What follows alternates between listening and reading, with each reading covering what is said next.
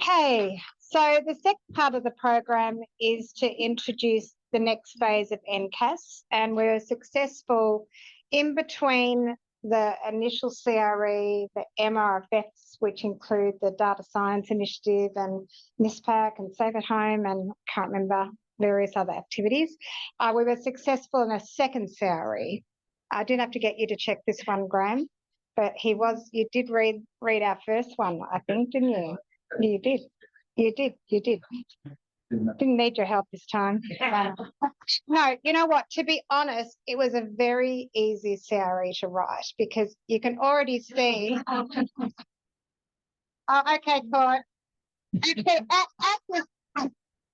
I would be remiss not to actually personally thank Court, who just says, I just do whatever Kazza and Leslie. So I often put this up because when you're writing a good grant, you need to be very clear of what the questions you're asking. And you heard from what we've just heard before, we was trying to understand who is using antimicrobials, where and how. But now we're getting into the pointy end and trying to decide, well, now that we know that, and now that we know that we can probably measure appropriateness, but we're going to step into some new areas, what are the interventions? And clearly, everyone is fully aware that this is the age of digital health and AI. So we're trying to get ready for the next phase. And you can see there's the grey and then the yellow. We, in our nature review, we reviewed the reviews of effective interventions, and the vast majority were developed for the hospital sector. We actually really don't know what is effective in primary care, aged care. We know a lot more in the vets because of the work of Laura and Glenn and the whole team. And then the area that we're stepping into, we did try with the first NCAS, but we're going to step into livestock, and we'll hear from Laura a little bit when we talk.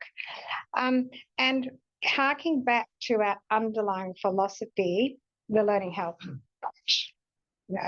We need to understand and gain the right sort of data. And now we talk about all our PhDs mixed with its PhDs that do qualitative and quantitative. You've heard of how we use our implementation frameworks, and how do we understand to use the data in order to design and effectively implement interventions. We don't know, for example, and a good example is the MAPS platform. How do people use our reports? Do they know how to read them?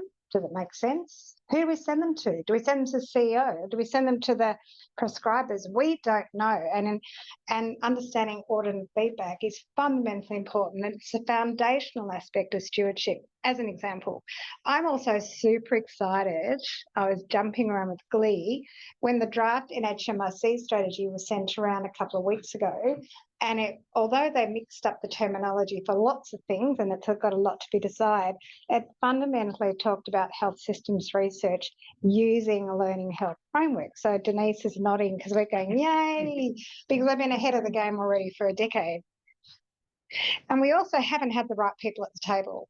So when Leon and I were up in Canberra around the table talking about aura, and there were all these big microbiologists sitting around the table with AMR and, public health people, I said, well, where's the epidemiologists? Where are the human factors? Where are the implementation? The strategy doesn't, the AMR strategy, national strategy doesn't talk at all about implementation. It's silent. $23 million on surveillance only, and it stopped there, which has literally left a huge gap in how to close this gap in what we know is still at least 1 in 4 prescriptions inappropriate, which will be leading to poor patient outcomes. So there is a quality and safety imperative, and I spent a lot of time talking now around reframing AMS. We know that we can cause moral injury and possibly trade anxiety in our veterinary colleagues about talking about safe use, but really it is important to understand that we need to provide the toolkits to limit that moral injury of prescribers feeling bad about prescribing antibiotics and leading to unintended consequences. So on the flip side of my work in AMS, I'm also very passionate about sepsis because that's what happens. And so the new, these three has remade these beautiful diagrams, but in here we are specifically engaging the methodology that we are now using already in many practice, which is a Stanford design thinking methodology, and explicitly bringing in the right methodologists at the base of every single program. And I think this is probably what, vast numbers of activities around our country are not doing. How many optimal care pathways or clinical guidelines or even national antibiotic guidelines are done with people sitting around a table deciding with the best experts, with their best intention in mind, not understanding that their guidelines may not be usable. And I think, Court, you did a really nice paper on the usability, using a usability framework of the surgical prophylaxis guidelines. Those sort of papers are really hard to publish still. It is ridiculous. Only 3.5% of health services researchers were funded when the last investigator round last year. It is completely unacceptable that the methodologies that are absolutely essential for practice and policy change are not being recognised or understood by our grant reviewers. So that's my other thing I'm banging on about. Sorry, I just had to say that. Anyway, before I call our CRs up, it just to kind of outline sort of the areas that we're going into. It's really exciting, understanding those order feedback, looking at the surgical pathways, AMS in aged care, dental work, sustainability, looking at how they're going in the veterinary community veterinary space, understanding whether we can step into that space tentatively in the livestock space, which is very exciting. And so I'm going to talk about me, but I'm going to just go through each of the CRs, but I'm going to get the ones that are here. There are a couple that aren't. Glenn's always overseas. Where is he now? Timor-Leste, of course he is. It's always away. Anyway, Glenn has obviously been the sort of co-lead of NCAS for a long time. He's a joyful person to work with. He's a sort of can-do attitude, and so he's the co-lead. Denise O'Connor, I'm so excited to have Denise. Do you want to come up and sit up here? I'm so excited to have Denise because we have worked on a couple of other projects together, and to have someone a very established and experienced, not only implementation, but health services researcher, was working with Choosing Wisely, and is an international expert in audit and feedback, and has been working with international experts across Europe, Canada, and the UK. And genuinely, I'm so thrilled that you could be in our program and to lead the implementation science. Mel, Melissa Baisari, again, we were trying to remember over coffee this morning how we bumped into each other. I think I must have seen you. Maybe because of your work with your PhD, you were looking at human factors around antimicrobial decision support, and I reached out to you, I think, and we struck up a friendship. And again, she's a national leader, particularly in digital health, and is actively working around decision support in New South Wales for the EPIC rollout. And again, super excited that she can join our group. Lisa. We love Lisa.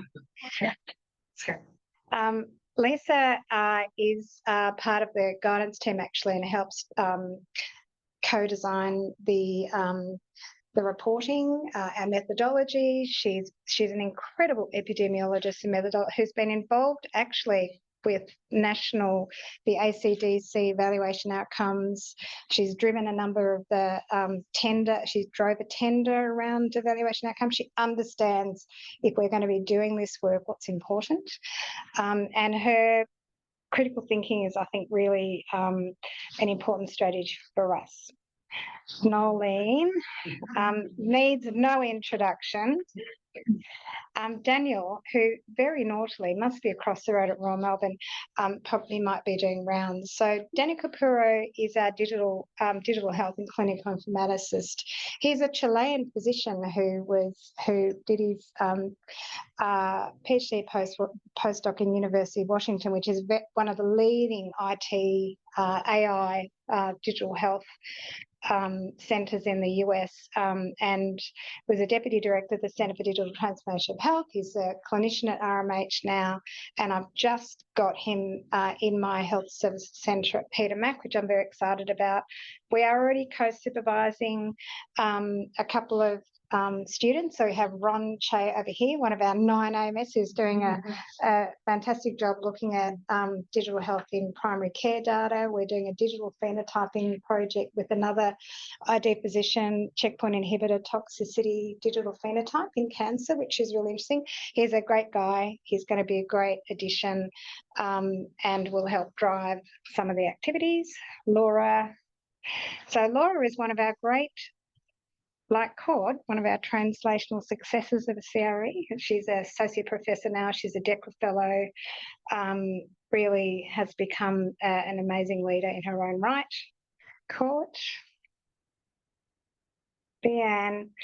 So Leanne we've been kind of working together for a few years now already. Leanne is actually, was a pharmacist and became a dentist, and through her advocacy, really has generated it, almost single-handedly a movement around AMS in dental care, and her PhD, and now she's an investigator grant, incredibly impressive. And not only that, has this amazing ability to bring together people from all over the world for her mission. She was a major speaker at ECMID a couple of years ago, and the room was sort of, oh, wow, she's amazing. So very exciting. Maybe we'll have a bit of but why don't we cover yours, and then what we'll do is open up for discussion. You can be part of that discussion as well. And the reason it's important having someone like Leslie is because she actually is across multiple parts of our grant. So that, I'm not going to take her thunder, but Leslie, a big thanks to you again for us being here in this. Yeah. So when I was asked to speak for 10 minutes, Courtney said, can you talk about radar governance, but call it something different?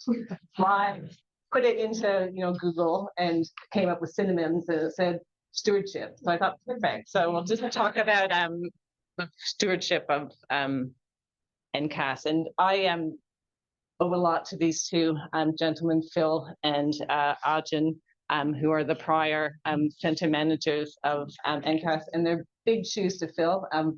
Professor Phil Russo and Arjun has been, really the stalwart of NCAS for a lot of years. And to this day, when Kaz asks for something, I'll often just go into the SharePoint and see if Arjun did it before. So, and more than not, there's an answer in there from him. Just a little bit about myself. I was one of the original NCAS PhD fellows. My PhD was done with NCAS and support of Monash Center for Medicine Use and Safety, and that was in optimizing antimicrobial use in aged care. Since 2019, when just as I was finishing, and really a testament to many CIs in this room, I have managed really $20 million worth of grants. Or assisted in helping get $20 million worth of grants off the ground. So it's amazing. Kaz and Laura and many others in the room, Deb, Nolene, everybody, it's fantastic. This was kind of a joke that I made in a first meeting we had with Laura's early career research grant, when everybody said, well, what do you do? And everyone took a turn going around saying, what did they do? And I said, well, I herd the cats and deal with the Commonwealth and the university. I'd probably also add ethics office and governance office and everything else that comes on to that. But that's pretty much it. So go-to person if you do have issues with the university or governance or research office.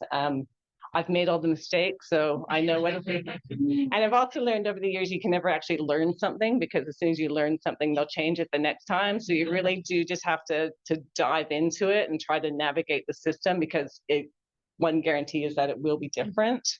But happy to help figure that out for anybody who needs to figure that out. I have particular skills in finding money and editing references. If you need references, there is a structure to NCAS radar when we talk about governance of the CRE.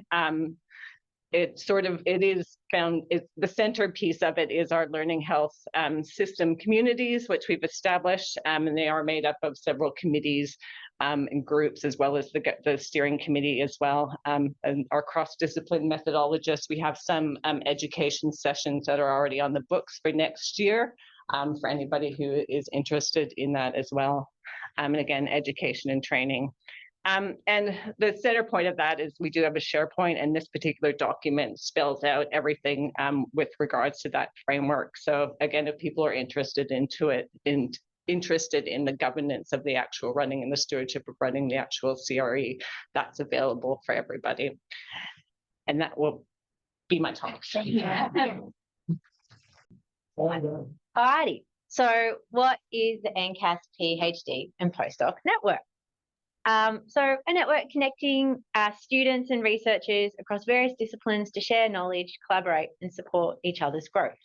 I have demonstrated firsthand benefit of being part of that network and effective mentorship from the first CRE to now being a CI on radar. Why does it matter?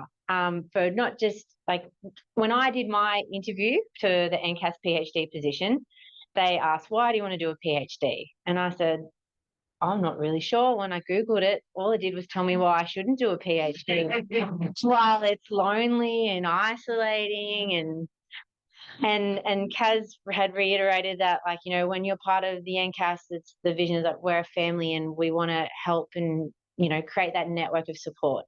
And yeah, I've benefited from that, and I would like to, you know, continue that and foster that growth and collaboration onto our next generation of PhDs and postdocs. It's provided great opportunities to collaborate, learn from one another, especially at the beginning of your PhD. Everyone's doing a review. Everyone's working out what methods and what's the best framework. You don't need to do that on your own. You don't need to do all that learning by yourself. And, you know, just because you're a vet or you're a dentist or you're a pharmacist, you know, as we've learned through all our other work is, you know, there are obviously differences, but there are a lot of common barriers and enablers within this space that we can learn from and leverage from. So just some examples of collaboration. So just highlighting that throughout our PhD. So Leslie Hawes did key stakeholder interviews, and Jacqueline was going to do interviews. So she was in the room helping Leslie Hawes with her focus groups or interviews. And then what she learned from that, she was then able to go on and do her qualitative research.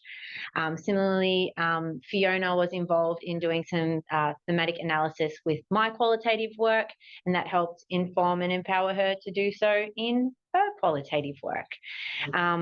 As you can see, qualitative research was a large part of our first CRE, and that's evidenced by that beautiful summary paper that we all wrote together.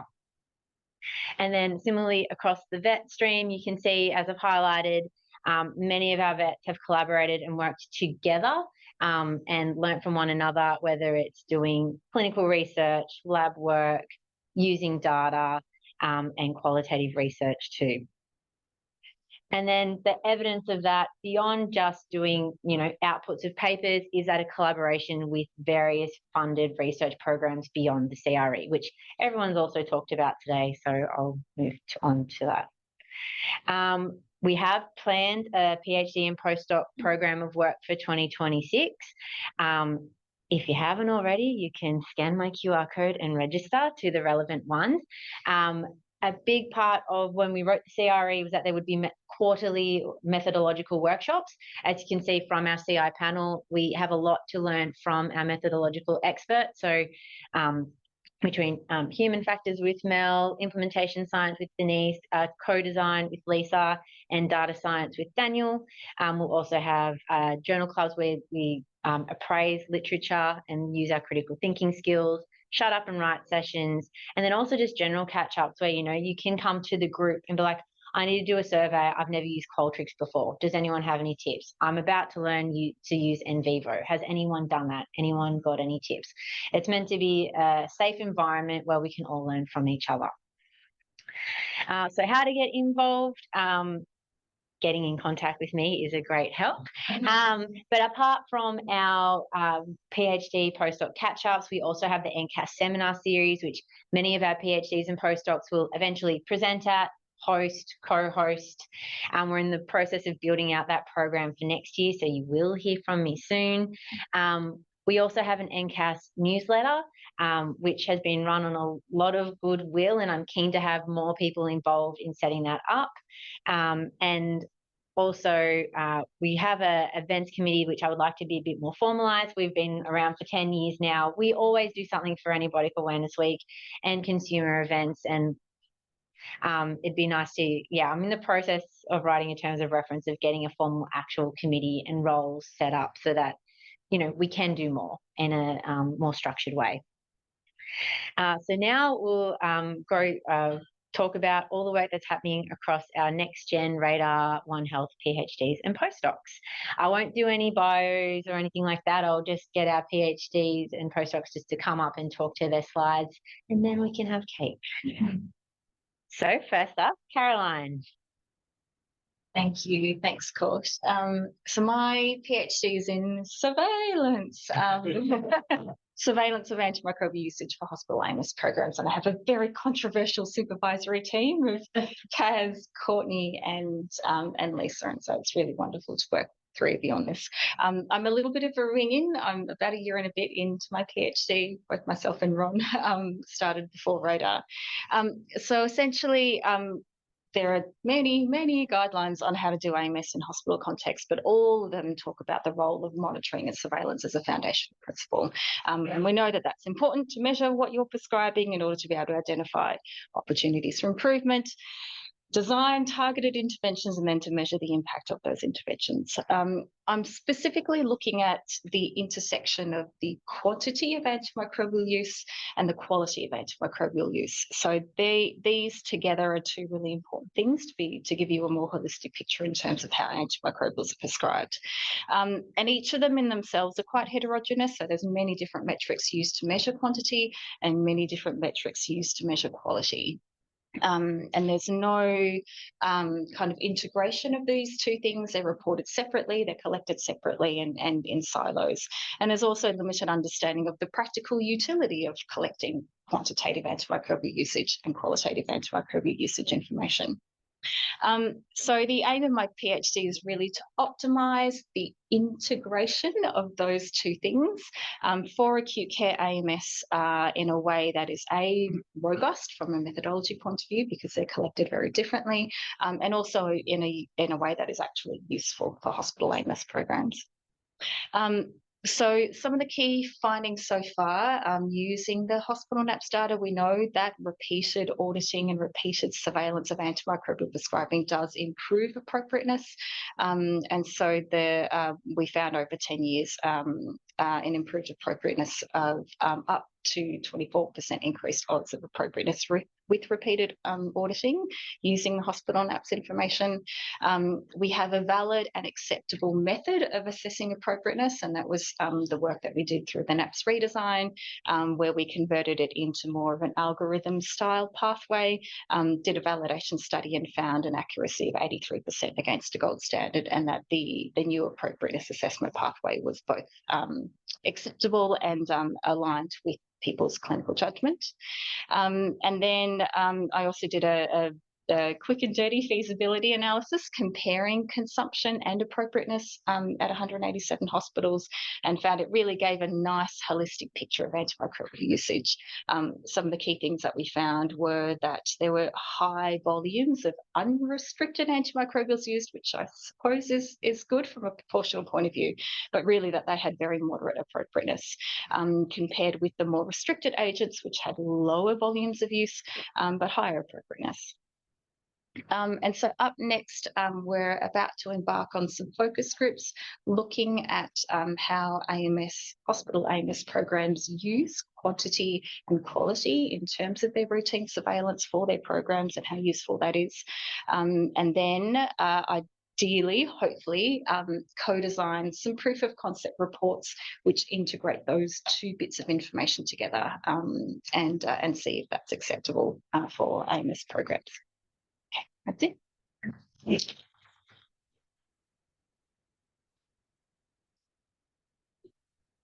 I don't have much to say, so that's good for cake. So the work that I've done so far has been working on validating the prescribing guidelines that Laura and others carefully developed prior to my PhD, and a lot about understanding all these interesting human factors that influence the decision to prescribe antimicrobials in the first place, which is an interesting space because a lot of it is fear driven in the vet space. I'm sure it's very similar in the human space as well. But maybe it's a little bit different in the vet space in that you are often working completely on your own, and as in, we don't have the kind of network that people would have in a hospital environment where there are people who refer to you. Might be in a sole practice and making these decisions on your own. Plus, things are tricky. Someone comes in on a Saturday morning and you would like to know how they're going on Sunday morning, but who's going to follow them up on Sunday morning? There's no one going to be open, so you give antibiotics, all that kind of stuff. And also what influences their choice of drug and regimen, and that can have a lot to do with how badly behaved is this cat, how frail is the owner of said badly behaved cat. So not so much about which drug would be ideal for this particular indication, just what is practical, what can I get into this animal. Lots about understanding the role of pet owners, what do they know about antibiotics, and I think we can echo what people have said before. They know a little bit, but not that much. They don't really understand that antimicrobial, the resistance and even bacteria can transfer between species. Hasn't necessarily occurred to a lot of our clients. So we've been exploring lots of different ways to improve the appropriateness of antimicrobial use. And we're teaching that into the DVM program at Melbourne Uni as well. So that's been fun. And my next steps are, we're currently developing an AMU dashboard for 150 more clinics to help them to understand what proportion of antimicrobials they're using are high importance. In the future, we'd like to tell them what they're prescribing them for, but first they have to write better clinical notes. But we look forward to working together with people who have lots of expertise in audit and feedback and implementation and human factors about how do we report from that dashboard to our clinicians to not get them on the back foot. We want to empower people and support people to do a better job. And as we've already talked about, we're working on this One Health definition of appropriate use, which has been a really fascinating process because, as you can imagine, everyone has a really nuanced and slightly different idea of what appropriate use means. So it's been trying to get people to in the medical space to understand that livestock are different, and then and vice versa, that we're trying to do something that's everyone together. So there's been lots of wordsmithing to try to make all the animal situations and human situations kind of fall under the one definition. So that's where I'm at. I've actually just submitted my PhD, so I'm kind of in that weird in-between phase. But my PhD I looked at antimicrobial resistance in urinary tract infections of dogs and cats. So as Laura mentioned, we gave a bunch of clinics in general practice vet clinics in Victoria free culture and susceptibility tests because as you guys might know, in veterinary medicine, the owner is responsible for the whole cost. So cost does often come into play here when we talk about whether or not microbiological testing is performed. So compared to a control group, we found that when culture and susceptibility was readily available, the frequency of empirical antimicrobial prescribing reduced. They also were more likely to use a shorter duration. And there was also more use of delayed prescribing. But again, I think there's a common theme here is that we need much better clinical record keeping because it was really hard for me to determine whether or not the dosage was appropriate. So I couldn't determine that from my records. And there was also some further kind of like training required for diagnostic tests and understanding guideline recommendations. So there was quite low adherence to guidelines. And because I also love a bit of microbiology, I did my own susceptibility testing on the isolates from the culture because in a lot of previous susceptibility, like surveillance data from labs such as Reeves paper involves a lot of kind of like, the animal probably has received multiple courses of antimicrobes before the susceptibility test is performed. So in my study, I captured a lot of first infections. So I wanted to see whether or not there was any difference. And I've also done a bunch of whole genome sequencing. So at the moment, I am preparing manuscripts to kind of look at phenotypic and genotypic expressions of resistance, as well as looking at phylogenetic relationships. And at the moment, for my postdoc, I'm working on capacity building in Pacific countries under the phase 2 of combat AMR that Mauricio mentioned with Fiji and Samoa. And I would like to continue work in companion animals using electronic health records to identify gaps in knowledge, ways to improve antimicrobial prescribing, and also implementation of intervention tools. Thank you. Hi, everyone. I'm Ron, and I am a third-year PhD candidate with NCAS. My supervisors are Cass, our fearless leader, and I've got a couple of other NCAS people who feature as well. We've got Courtney, Ruby, and Lisa. We've got Joanne from NTU in Singapore, Daniel and Vlada from the CDTH as well as my supervisors. All right, so just very quickly, you're probably wondering why primary care and why this topic at all. So we all know that high prescribing of antimicrobials occurs in this setting. We all know that it causes patient harm, and AMR as well has. But we all know that's bad. And knowing all this, yet there is no oversight and there's no ongoing funding for this whole sector. So this is fairly important, I think. So this presents an opportunity. So general practice has been an early adopter of EMR systems. This has been used years and years. So the data is there.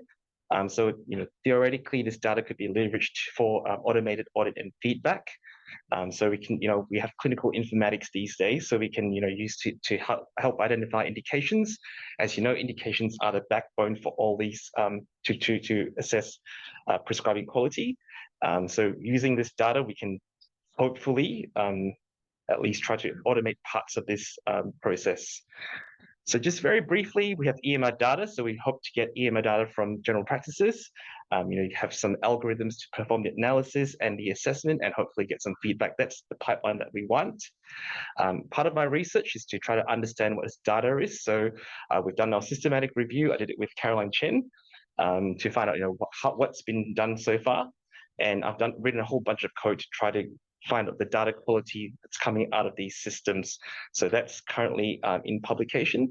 The next steps is to try to develop some algorithms to try to automatically get those indications from free text into some structured format. And hopefully then we can then continue the process by developing algorithms to perform this, audit and feedback process as well. And of course, we need a qualitative piece. We need to find out what the acceptability of such a system is. So I'm leveraging off my involvement with the Apex PC project. In a nutshell, they're really simple algorithms already written with the Department of General Practice to perform guideline concordance, not appropriateness. And that's Leanne's been involved in this work as well. So we have done some audit and feedback there, but we're interviewing those GPs to ask them, in what way do you want to receive this information? Is this the way that you want to get this data? Do you trust these systems at all? These are the questions we want to answer as part of my work. And that's my last slide, so we can have cake soon. Thank you. So I'm Holly. I am a new PhD student at Melbourne Uni. I started this year under these wonderful supervisors. I have a background in clinical work as a vet in mixed practice with horses, and was a graduate of Melbourne Uni as a vet student. I'll give a tiny bit of a background and context to my project, because most of the people in this room don't work with animals, and none work with horses. So I did check, Laura, you don't anymore. So horses have some they're funny fish. They have some unique challenges when it comes to appropriate antimicrobial stewardship. And some of these, just for kind of context, is, as Amy alluded to, our clients pay for all of the testing, all of the antimicrobial culture and susceptibility testing, and often that is cheaper than the antibiotics. And so we have client pressures that are a little bit different to the human patients to prescribe antibiotics, often unnecessarily. The practical challenges that come with having a 500-kilo patient also exist, and so getting the samples that we need to do those tests sometimes are really challenging. We have far fewer antibiotics to choose from, and that's not likely to change anytime soon. And currently, there is no antimicrobial use and resistance surveillance going on in the equine veterinary sector in Australia. So that's where my project will come in. I'm hoping to answer these key questions. I want to know what the priorities of equine vets are when it comes to antimicrobial stewardship. I think understanding the clinician's perspective is an important start. I want to know how we can use culture and susceptibility reports in practice better, how they're doing it currently, and then whether we can use the data from that to feed back cumulative resistance in a way that is going to improve prescribing and not affect it negatively. And I also would really like to use that data to find out a little bit more about the antimicrobial resistance trends that we have in horses, because we don't have any data on that at the moment in Australia. So I've made a start on all 4 of these projects to different levels, different degrees, but I'm looking forward to the next 2.5 years to do a whole lot more to answer these questions. Hi, everyone. So I haven't actually started my PhD yet. PhD is going to be on optimizing audit and feedback for improved antimicrobial prescribing in the hospital setting using implementation science. I'm super lucky. I've got Professor Denise O'Connor as one of my supervisors, Mel Bayasari as one of my other supervisors, and then Kaz is my mentor. But I can show you, this is my overview of my PhD. But again, because I haven't started, it probably will change as things move. So really, I'm looking at how we can improve antimicrobial prescribing using audit and feedback. So really through the hospital NAPS system and using implementation science doing that. So that's really what my PhD is about. It's about analysing how we're currently prescribing, how we're currently using the hospital NAPS system to provide audit and feedback, and how we can improve that. Thank you. I didn't even make any slides other than just introducing myself. So I'm Steph Bullen, and I'm a veterinarian. And I was interested, I didn't realise how recalcitrant livestock veterinarians are. But anyway, I am a livestock veterinarian. So probably unlike some of the other PhD students, I'm doing it part-time. the background behind how I got here. So I'm the National Animal Health and Welfare Lead at Dairy Australia, which is the Dairy Industries Research and Development Corporation. I was approached by Food Innovation Australia, who said we want to do some work in antimicrobial stewardship. And I've done some work with Laura and Glenn previously around identifying the opportunities for addressing AMR in the dairy industry. And so with that little bit of seed funding from FIA, I was able to then convince the powers that be at Dairy Australia to give us a little bit more money, and then DAF also came on board. So Laura and Sam Rowe, my supervisors, really conceptualised the project and were seeking some PhD students to do it. And I thought, why are we training someone else to do this? Why don't I just do it? And coming back from maternity leave, I was part-time, and so I just happened to have a free 2 days a week up my sleeve with my 2.5-year-old. So here I am doing the PhD. Essentially, the components of the project are grabbing herd management data, herd management software data on farm, triangulating that with the veterinary sales data, and also a rubbish bin audit to see what dairy farmers are actually using, and understanding the data sources with the intention of helping to inform both veterinarians and the dairy farmer on how they're tracking in terms of animal health and antimicrobial use with a view to improving it. But that's it in a nutshell. Started in May, like Holly, I'm a new start. Yeah. Can I ask you a question? Sure. Is somatic cell count relevant in milk? Yes, highly. Yes. So it's the key determinant of dairy product quality and raw milk quality. Higher somatic cell count means we get more enzymatic degradation, and the core things that make cheese and yogurt and things so good are protein and fat, and so high somatic cell count typically equals lower yields, lower product quality. So the cheese we all enjoy is not as good if it comes from cows with high somatic cell counts. Yep. There you go. Hi everyone, my name is Tejashri and I'm the postdoc with Leanne at Melbourne Dental School, and I'm working on the Dental Naps project.